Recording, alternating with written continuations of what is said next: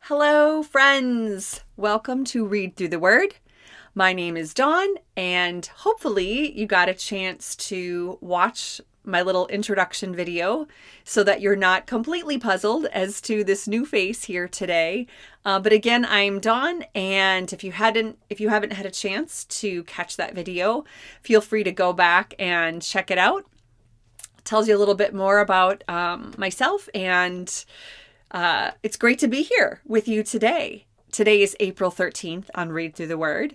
We are in 1 Samuel, and I love this part of the Old Testament because I find the life of David and all the different just facets of all that he went through. I find it really fascinating.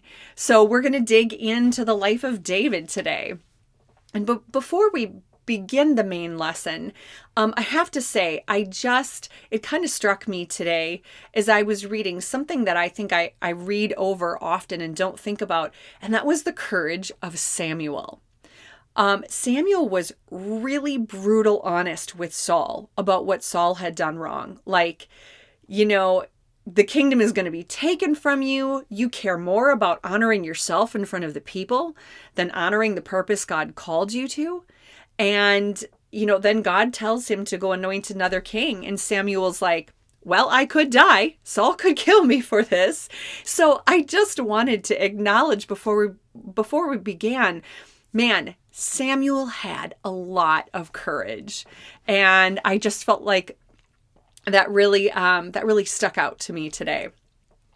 So Samuel is, as we said, headed down to Bethlehem, where he has been called to anoint the next king.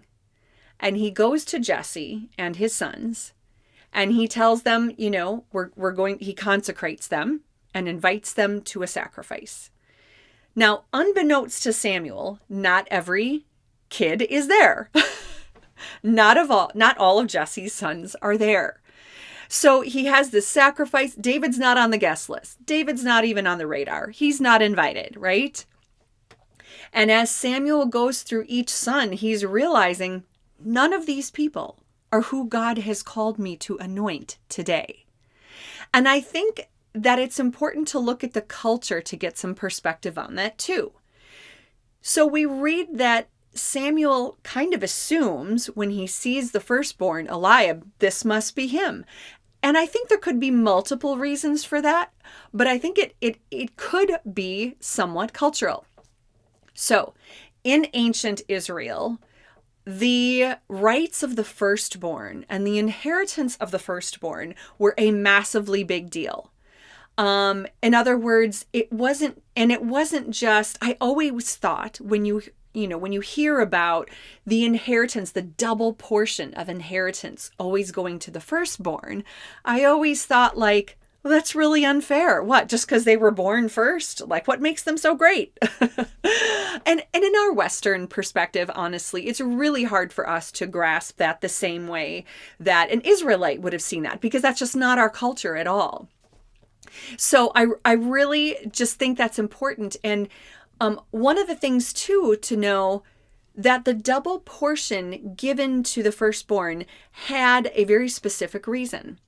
In that patriarchal culture, the patriarch of the family and extended family, so it was, a large household under his care, that patriarch was responsible for everyone in the family, their economic security, their emotional well-being, their physical protection. This patriarch was responsible to make sure everyone was okay. And when the patriarch died, that responsibility went to the firstborn. So that double portion to the firstborn was more than just a status. That was given to the firstborn because that firstborn now would have the responsibility to take care of the entire household, like the patriarch before him had done. So, and I know that we're not talking about David inheriting getting an inheritance from Jesse. But still, the idea of the rights of the firstborn and how important the firstborn was very ingrained in the culture, very ingrained in Jesse and in his sons and in Samuel. And so it's very possible that it was like, why wouldn't you choose the firstborn, right? But indeed, God does choose the firstborn. And we know the verse, right? We've heard this verse many times. Do not consider his appearance or his height, for I have rejected him. Speaking about the oldest brother. The Lord does not look at the things man looks at. Man looks at the outward appearance, but the Lord looks at the heart. And we have heard that verse so many times before. But I think in more cultural context, it makes even more sense that God would say this to Samuel, because he was going, look, I'm not looking to uphold some cultural tradition here. I'm looking at this kid's heart. So, of course, we know the story. David's brought in from the fields, and he, the youngest, the lowliest, the kid from the field, is anointed king by Samuel. It does not say at that moment how the brothers felt about that, but I'm going to guess that some of them weren't happy. And in fact, in later on, just a little bit later, I think we see this. So the three older brothers and the Israelites are at the valley of Elah. They are there, kind of camped out by in battle lines by the Philistines and Goliath. And David's dad says, go take some food, see how your brothers are doing, right? So David takes food to the battlefront, and he goes and he talks to his brothers, and Goliath comes out, and he's taunting and he's mocking, and everybody's just cowering, right? And David begins to talk to some of the other men that are there, like, what's going on? Like, who's going to take care of this problem, right? Who is going to face this guy? This guy, like, who is he? Who is this guy to mock our God? And really interesting at that point, Eliab, the firstborn, comes to David, and he's really angry at David. And this is what he says to him. He says, why have you come down here? And with whom did you leave those few sheep in the wilderness? I know how conceited you are and how wicked your heart is. And I think that's pretty telling. I think we can almost feel a jealousy and a spite coming from Eliab towards David. David is earnest and courageous, but something about that really upsets Eliab. So I think it tells us a lot about how Eliab felt. Maybe he thought, hey man, you're out of birth order here, right? Go home to the sheep. And again, maybe some jealousy too. So this situation with David, I think, can really teach us. I want to talk about two different ways in which I think, to see David's story more clearly, that's relevant to us today too. And the first one is this. When God calls you to something and he anoints you for his purpose, not everybody is going to be happy about it. Not everybody is going to see or understand what God is doing in your life.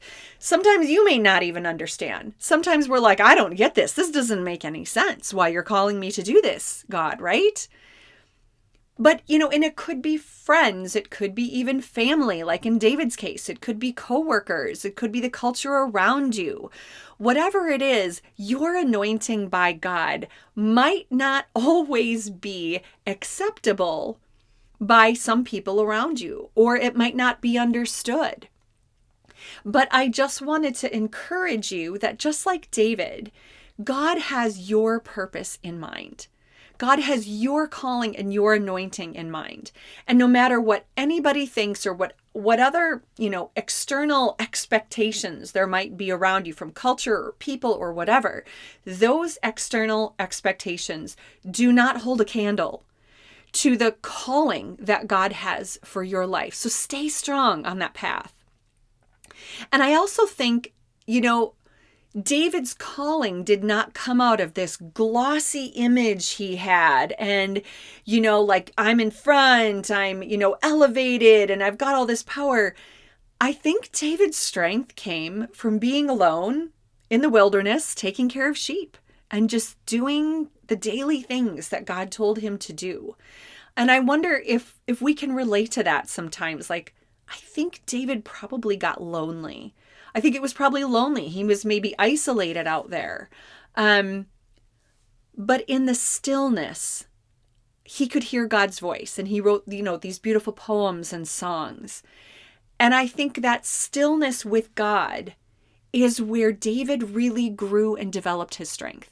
And so if you are feeling alone, if you are feeling isolated, if you are feeling like, goodness, I'm going to church in these places and these people have these great images or they've got it all together. And, I'm just at home or I'm just in my own path and it feels lonely and it's hard and it doesn't look pretty. I just want to assure you that that is often where we really find the strength of God changing us and working in us when we are in sadness or in trials. And we know that the strength of God does not come from looking good on the outside, right? Not from the outward appearance. It comes from our heart.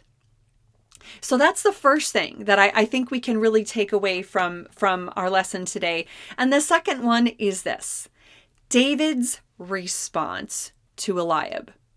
So Eliab was pretty accusing, conceited, wicked. That's what he accused him of being. And David didn't stand there and justify or demand or explain or try to hey, you need to listen to me. You need to see my point. He didn't do any of that. And he didn't get all offended. He just literally kept going in what God had for him.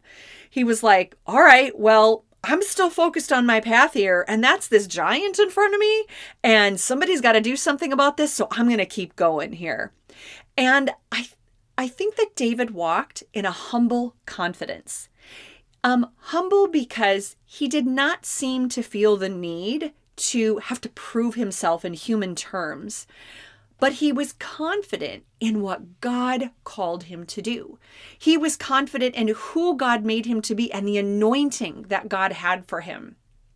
And he walked confident in the strength of God that he had gained from stillness, that he had gained from being in relationship with God. He had taken that strength and was walking in a humble confidence in the anointing that God had for him. And I want to show you something here today as we finish up. It is a rock. My kids and I love to collect rocks. So here's just a few of them right here. We like rocks. Some of them are meaningful. Some of them are just cool looking or whatever. But this rock is kind of cool because I got this in Israel. So years ago, I went to Israel and the group I went with went to the Valley of Elah, where the battle had taken place between David and Goliath. And there was a dried up stream nearby, and I took a couple of rocks. I don't know what flight regulations are like today. I have no idea, but I did bring back several pieces of nature from Israel with me. And this was one of them. And, is this the rock bed where David got a rock? Is it like the rock he got? I don't know. And that's not really the point. The point is it just made me think about in that land, to see the land where he was and to see the nature where he was, and to take this rock and think it was something so simple. Something so basic that God took and used it for David's anointing. And so just it encourages me when I took the rock to help me remember that God's purpose for us and his anointing and his calling on our lives, just in our daily life, purposes that seem big, purposes that seem small, in all of those purposes, he has asked us to rise up and be anointed, to know that we can be confident in the God that called us to do what he's called us to do, and that Jesus walks with us. He is our fiercest advocate. He's our fiercest friend. We can be confident in loving God and loving others, and the love of God just flowing through us to other people. And that our anointing means something, and it's going to bring courage to others, just as God has brought courage to us. So I just want to encourage you today, friend, rise up and be anointed. Have a great day, friends, and we will see you next time here on Read Through the Word.